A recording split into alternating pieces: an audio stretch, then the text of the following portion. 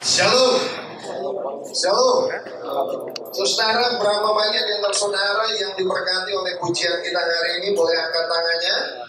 Haleluya, boleh kasih tepuk tangan buat Tuhan.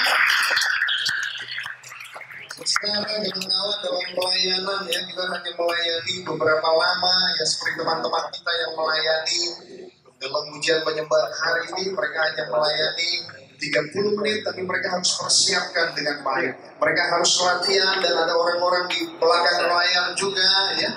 Dan saudara, dan hari ini mereka puasa. Jadi boleh kasih tepuk tangan sekali lagi. Maksudnya apa, saudara? Maksudnya ada komitmen yang dibangun ya. Mau melayani Tuhan mungkin kita harus membayar harga. Tapi kalau kita bilang kita adalah milik Tuhan, maka apapun harga yang Tuhan mau, saudara, Tuhan akan kuatkan kita. Katakan amin. Haleluya. Dan hari ini saudara, dan beberapa waktu ke depan ya, kita ada di bulan Roh Kudus ya. Artinya sepanjang bulan ini kita akan bicara soal Roh Kudus, hidup bersama Roh Kudus. Ya, hari ini saya akan bicara soal mengenal Roh Kudus. Lalu minggu depan akan bicara soal dipimpin oleh Roh Kudus.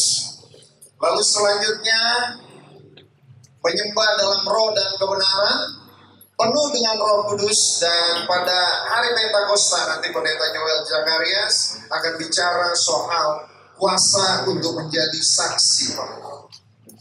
Dan saudara, ini adalah sesuatu yang penting, apalagi kita ini adalah orang Pentakosta ya. Dan saya mau katakan begini,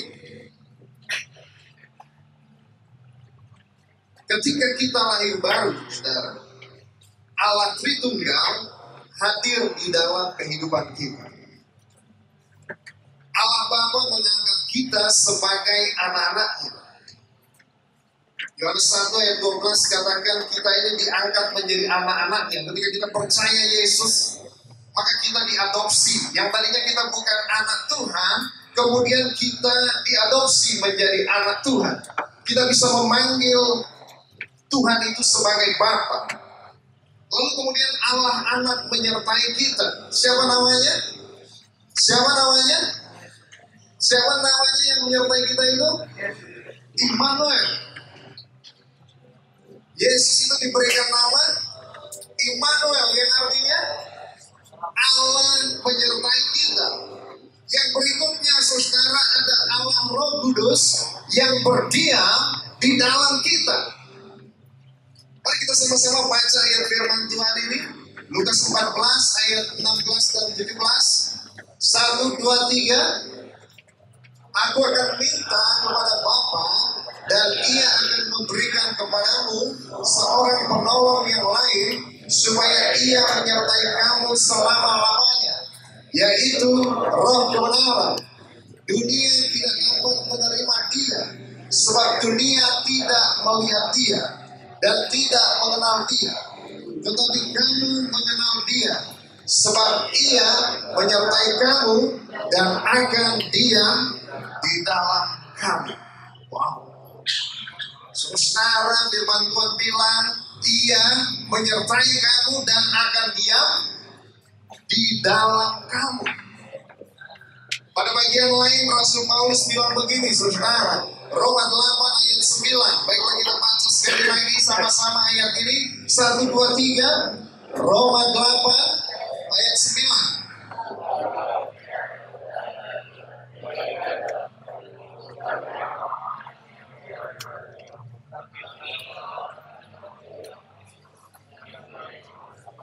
Saudara-saudara, sekali lagi Rasul Paulus katakan, kamu tidak hidup dalam daging melainkan dalam roh. Jika memang apa? Roh Allah diam di dalam kamu. Roh Allah diam di dalam kita, saudara, dan itu adalah sebuah kebenaran yang luar biasa. Coba katakan kanan kirimu dan bilang, Roh Allah diam di dalammu. Atau saudara kurang yakin, mungkin roh-roh yang lain.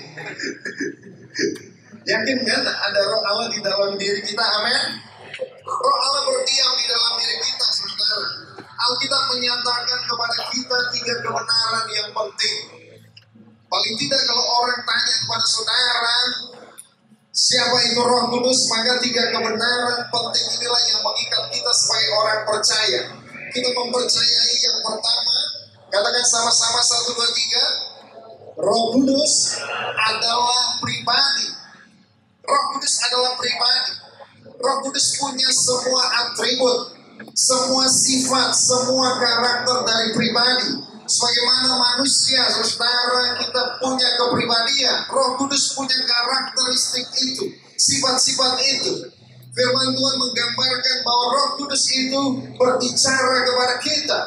Roh Kudus itu ia menjaga kita. Roh Kudus itu ia bersyafaat bagi kita. Roh Kudus itu ia mendengar kita. Roh Kudus itu ia memerintahkan kita. Bahkan saudara, kita bisa mendukakan dan menghujat Roh Kudus. Dan itu membuktikan bahwa Roh Kudus itu adalah pribadi. Dan kalau dia adalah pribadi, saudara, kita bisa berhubungan dengannya. Kita bisa memiliki relasi dengan Roh Kudus. Karena dia adalah pribadi. Yang kedua, sama-sama kita baca 1, 2, 3. Roh Kudus adalah kuasa. Yang tidak kalah penting, saudara, Roh Kudus adalah kuasa. Roh Kudus adalah kuasa. Roh Kudus merupakan saluran atau instrumen kuasa Allah di dunia ini. Pribadi yang melaluinya Allah bekerja untuk mewujudkan kehendaknya. Maka ketika orang-orang percaya kumpul di Yerusalem, sebelum Tuhan Yesus naik ke surga, Tuhan Yesus bilang begini, saudara, tetapi kamu akan menerima kuasa kalau Roh Kudus turun ke atas kamu. Saudara-saudara, apa nggak luar biasa? Saya pernah ketika membuka pelayanan kami ceria di rumah, lalu ada anak-anak dari satu SD Katolik, mereka kemudian main di sebuah lapangan. Lalu kemudian mereka main di sebuah lapangan, menurut orang lapangan itu agak angker. Lalu ketika mereka ikut hari Kamis ceria, ada 4-5 orang anak, lalu mereka bilang begini, Kamilku, saya merasa diikutin. Saya nggak tahu yang ngikutin apa Ketika di rumah saya merasa diikutin, tapi saya bayangkan, saudara, kira-kira pembicaranya kemana. Tapi saya katakan apa yang firman Tuhan katakan. Roh yang ada di dalam kamu lebih besar daripada roh yang ada di dalam dunia. Katakan amin. Maka kalau ke kamar mandi, jangan takut lagi kamar mandi sendirian. Amin. Halo.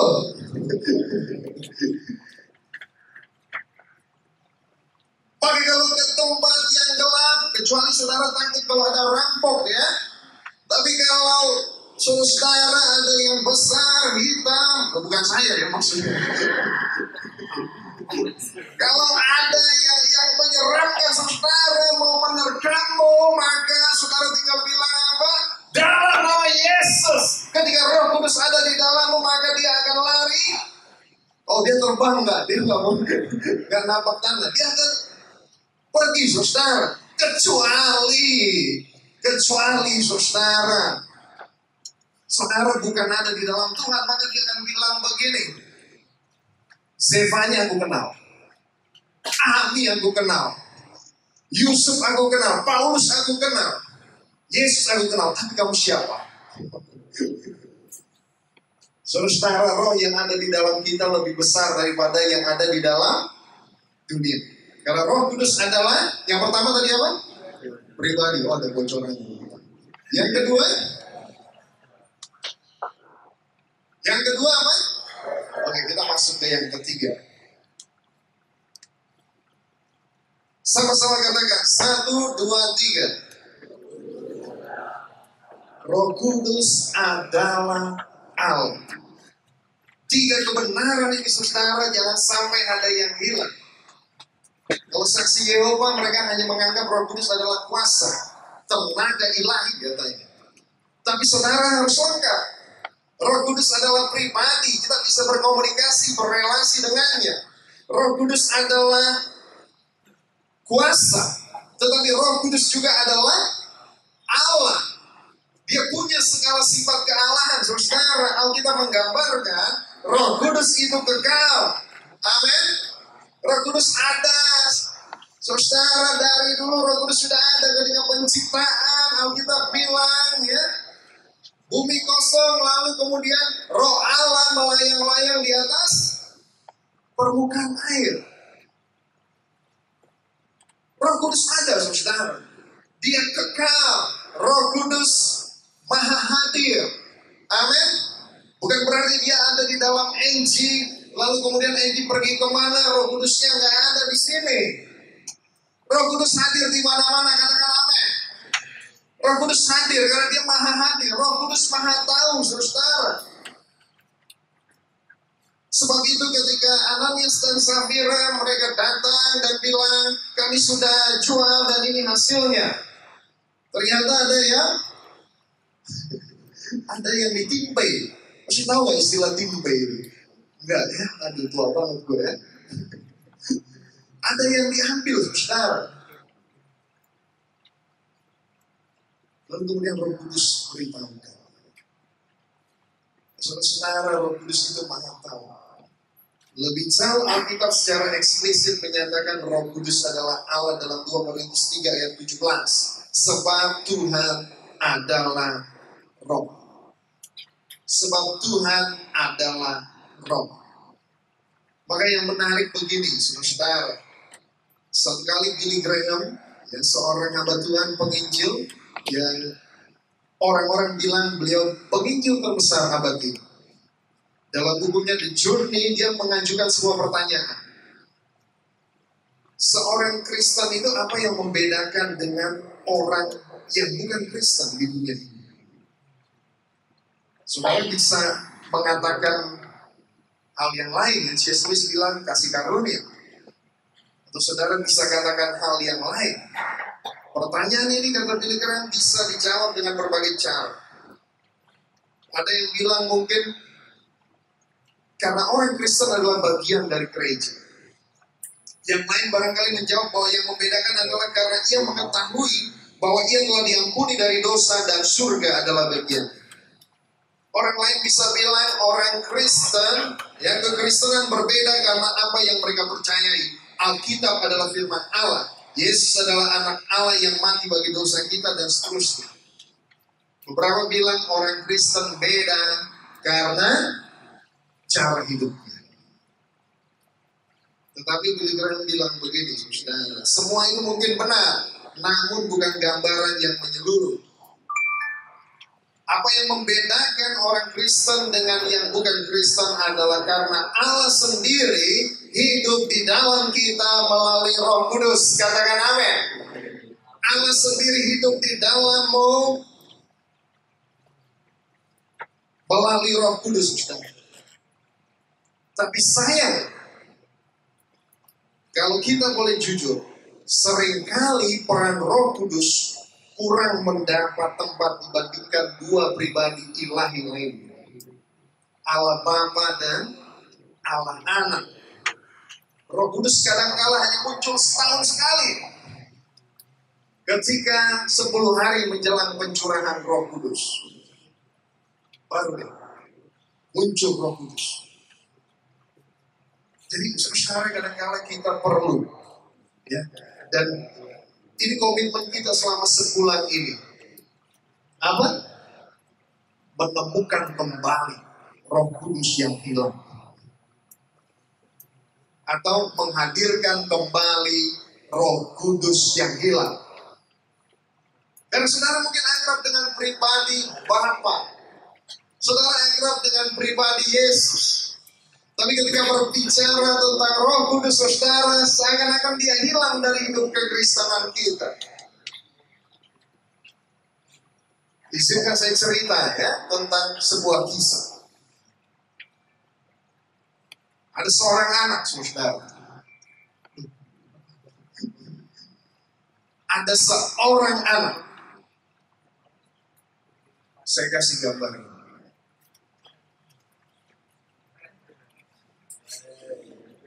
Anak ini ditinggal papanya ketika ia berusia 4 tahun. Papanya meninggal dunia. Karena dia usia 4 tahun ditinggal papanya, maka tidak banyak kenangan di kepalanya tentang papanya. Saya rasa kalau saudara yang mirip-mirip dengan anak ini, saudara juga tahu bahwa, oh iya, papa saya meninggal ketika saya masih kecil, saya nggak tahu terlalu banyak tentang papa saya. Gak ada kenangan tentang papanya, saudara. Tapi satu hari ketika dia sudah besar, saudara, dia ketemu sebuah foto. Foto papanya. Ada banyak foto papanya, tetapi ketika dia melihat foto papanya yang satu ini, maka saudara, dia merasa bahwa foto itu mirip sekali dengan dirinya. Seperti ada sesuatu yang berbicara dalam hatinya, ada sesuatu yang selama ini hilang. Karena ketika dia lihat foto itu, saudara, kok mirip banget dengan diri. Dan ini foto yang ditemukan oleh anak itu.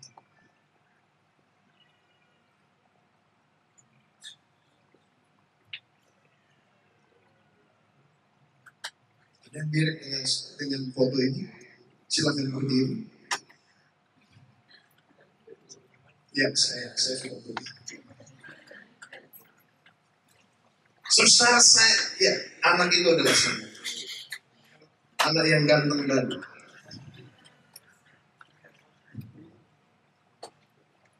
saudara, ketika saya ketemu dengan foto papa saya, sebelumnya bapak saya itu seperti hilang dari hidup saya. Ia seperti tidak hadir dalam perjalanan kehidupan saya. Saudaraku, apakah Roh Kudus tidak hadir? Saya tanya sama saudara, apakah Roh Kudus tidak hadir ketika kita kurang membicarakannya? Halo? Apakah Roh Kudus tidak hadir karena kita kurang membicarakannya di dalam kehidupan rohani kita? Hadir gak? Hadir. Apakah Bapak saya tidak hadir ketika saya tidak mengenal dia? Dia hadir, saudara. Tetapi yang saya mau bilang begini, ada kekayaan yang selama ini hilang di dalam kehidupan saya, saudara. Ketika saya tidak mengenal siapa papa saya. Dan saya ingat satu kali, saudara, ketika saya akhirnya lihat foto ini, lalu kemudian saya tanya sama kakak saya.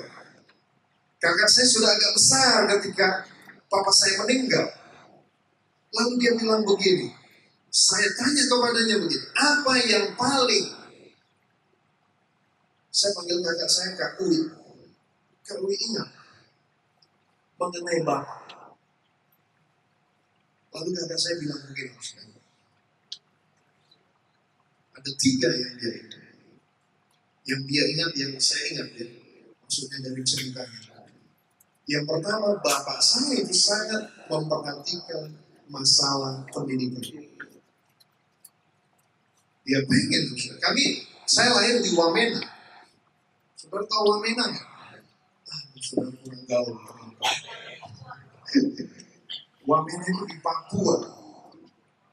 Di mana saudara, babi pun harus naik pesawat kalau ke sana. Serius. Tempat orang-orang pakai, saudara tahu koteka? Kalau koteka tahu ya? Koteka adalah apa? Sarang apa? Ya, nanti saudara googling lah ya. Atau kalau enggak tanya pada siapa apa itu koteka, karena dia pakar koteka ternyata.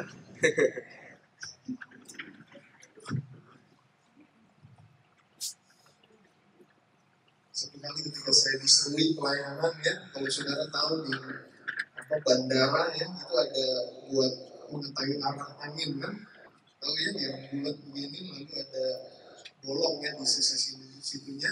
Saya nggak tahu waktu itu, saya tanya sama mereka orang Serui, itu apa? Mereka bilang itu koteka raksasa.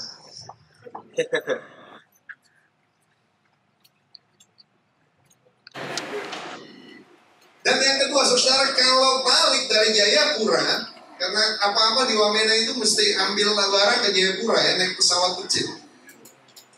Papa saya akan bawa oleh-oleh, buah-buahan atau yang lain berkarung-karung untuk dibagikan kepada tetangga-tetangga. Saya tahu papa saya adalah orang yang murah hati. Yang ketiga, saudara, yang ketiga ini kayak tersengat karena kakak saya bilang gini, beliau itu suka mengajak anak-anak di kompleks untuk lomba, bikin permainan, bikin game, lomba lari dan lain sebagainya. Dan kalau ada yang menang, beliau akan kasih hadiah. Dan kakak saya bilang begini, saudara, tentang yang terakhir ini, seperti kamu, dia sangat suka sama anak-anak. Saudara tahu apa yang selama ini hilang. Bahkan ketika saya melihat foto ini, saudara-saudara ya, saya melihat ada saya di dalam dirinya. Bagaimana dia duduk, bagaimana dia berjalan, dan saya nggak tahu. Mama saya mungkin kalau melihat saya, dia terobati kan, kekangenannya sama papa saya gitu. Tapi yang saya mau katakan begini, saudara, bayangkan kekayaan yang hilang ketika kita kurang menggali pengenalan kita akan Roh Kudus. Begitu banyak harta rohani yang hilang ketika kita kurang menggali pengenalan kita akan Roh Kudus. Saudara-saudara, banyak hal yang kemudian dalam perjalanan rohani kita, hal yang hilang. Sebagaimana saya, banyak yang hilang ketika saya tidak menggali tentang siapa papa saya. Dan begitu saya mendapati, saudara, saya begitu disemangati. Seperti dia hadir, saudara ya, dia udah di surga, tapi seperti dia hadir. Begitu pula dengan Roh Kudus. Kalau kita nggak memahami ini, saudara, seperti ada yang hilang dari hidup kekristenan kita. Saudara-saudara, salah satu buat kita ya, orang-orang muda, kenapa banyak orang Kristen dalam perjalanan imannya kemudian menjadi frustasi dengan kekristenan? Barangkali saudara, salah satu alasannya seperti kita dengar khotbah kemarin, kayaknya standar yang sangat tinggi, kuduslah kamu seperti aku kudus. Berat kalau kita secara manusia kita bilang nggak mungkin. Tapi saudara, satu kebenaran ini kemudian kalau ini hilang, saudara, dalam perjalanan rohani kita jadi frustasi. Kenapa? Karena ternyata di dalam perubahan yang terjadi dalam kehidupan kita, Tuhan itu mengubah kita dari dalam. Amin. Roh Kudus mengubah kita dari dalam. Firman Tuhan bilang gini, saudara, Rasul Paulus bilang, betapa Rasul Paulus, saudara tahu dia seorang rasul. Saudara tahu dia menulis 2/3 perjanjian baru. Tetapi dia bilang begini dalam Roma pasal 7, sebab aku tahu bahwa di dalam aku, yaitu di dalam aku sebagai manusia, Roma 7 ayat 18, tidak ada sesuatu yang baik, sebab kehendak memang ada di dalam aku, tetapi bukan hal berbuat apa yang baik. Sebab bukan apa yang aku kehendaki, yaitu yang baik yang aku perbuat, melainkan apa yang tidak aku kehendaki, yaitu yang jahat yang aku perbuat. Masalahnya apa, saudara? Masalahnya adalah kita bergantung pada kekuatan kita sendiri daripada kuasa Roh Kudus. Kita cuma pegang, kita cuma tahu satu kebenaran, bahwa kita paham bahwa Allah ingin kita hidup benar. Tapi kita mengabaikan bahwa kuasa untuk menjalani hidup berkenan, di hadapan Tuhan adalah karena ada roh yang ada di dalam kita. Katakan amin. Karena ada roh yang ada di dalam diri saudara. Karena roh itu yang akan menjadi guru kita. Roh itu yang akan menjadi penuntun kita. Yohanes 16 ayat 13 bilang, tetapi apabila ia datang, yaitu roh kebenaran, ia akan memimpin kamu ke dalam seluruh kebenaran. Sebab ia tidak akan berkata-kata dari dirinya sendiri, tapi segala sesuatu yang didengarnya itulah yang akan dikatakannya. Dan ia akan memberitakan kepadamu hal yang akan datang. Bahkan saudara, Roh Kudus juga menolong kita memberitahukan orang lain mengenai Yesus. Saudara, kita kan punya batasan. Kita punya ketakutan, kan? Kita takut, saudara, kan? Bukan hanya takut dianiaya, kita juga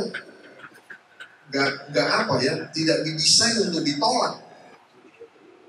Tetapi Roh Kudus berikan keberanian. Ketika Roh itu turun, maka ada keberanian yang Tuhan berikan.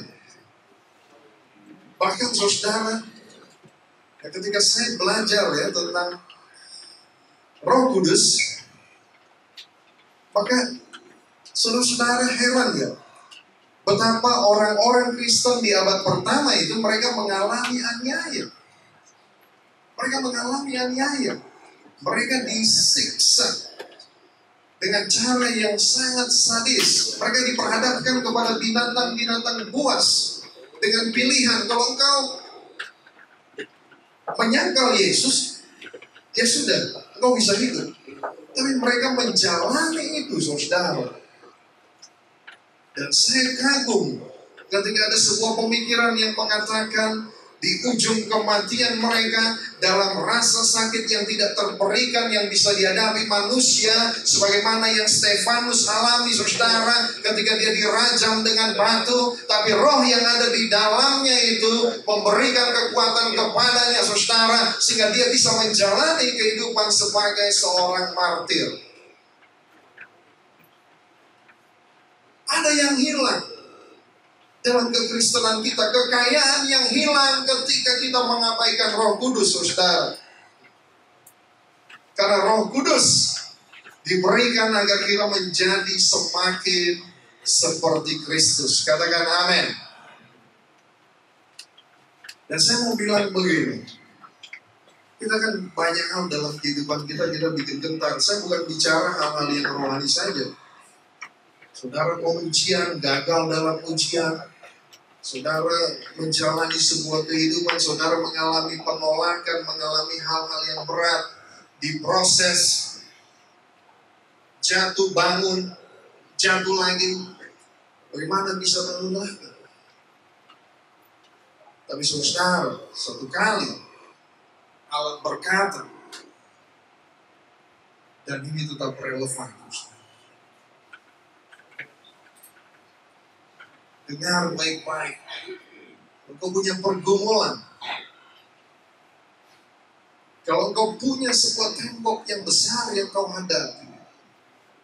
Kalau engkau tahu ada karakter di dalam dirimu yang akan menghalangi engkau pada tujuan Allah dan engkau rasa gak berdaya. Biarlah ayat ini berbunyi dalam kehidupanmu. Alvin bukan kuat. Bukan karena keperkasaanmu, bukan karena kekuatanmu, melainkan karena ada roh Tuhan di dalam dirimu. Jadi bukan dengan keperkasaanmu, nak, bukan dengan kekuatanmu, tapi karena ada roh Tuhan di dalammu. Saudara-saudara, kalau ada roh Tuhan di dalammu, maka firman Tuhan katakan apa? Tidak ada perkara yang mustahil. Katakan amin. Amin. Jangan buat batasanmu, saudara, karena Tuhan ada di dalam kehidupanmu. Karena Tuhan ada di dalam kehidupan. Izinkan Dia mengerjakan kehidupanmu. Jangan biarkan orang yang membatasi apa yang Tuhan mau lakukan dalam kehidupanmu, atau permasalahan yang terus-menerus ada, dan maaf, dan masa lalu, dan sesuatu yang mungkin gak pernah kamu minta, permasalahan antara orang tuamu misalnya, saudara. Dan firman Tuhan menjanjikan engkau akan survive, engkau akan bisa, engkau akan mampu menghadapi semua itu. Sakit, kepahitan, kata-kata yang menjatuhkanmu. Kenapa? Karena bukan dengan keperkasaan, bukan dengan kekuatanmu, tapi ada Roh Tuhan di dalam kehidupanmu. Mari saudara, mari beberapa minggu ke depan ini kita rindukan. Kita rindukan, saudara. Saya excited sekali. Hari ini pagi-pagi saya jam 4 kurang saya sudah bangun, saudara. Saya berdoa. Saya berdoa karena tanggung jawab yang Tuhan berikan, saudara. Saya berdoa buat kalian, saudaraku. Saya berdoa buat para pengurus Energize, supaya kita bisa menangkap kebenaran ini, karena ini DNA kita. Ada Roh Allah di dalam hidup kita.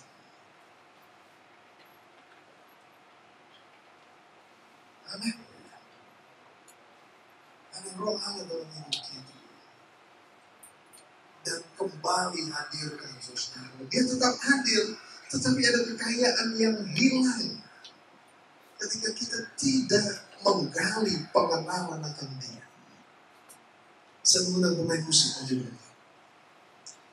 Amin.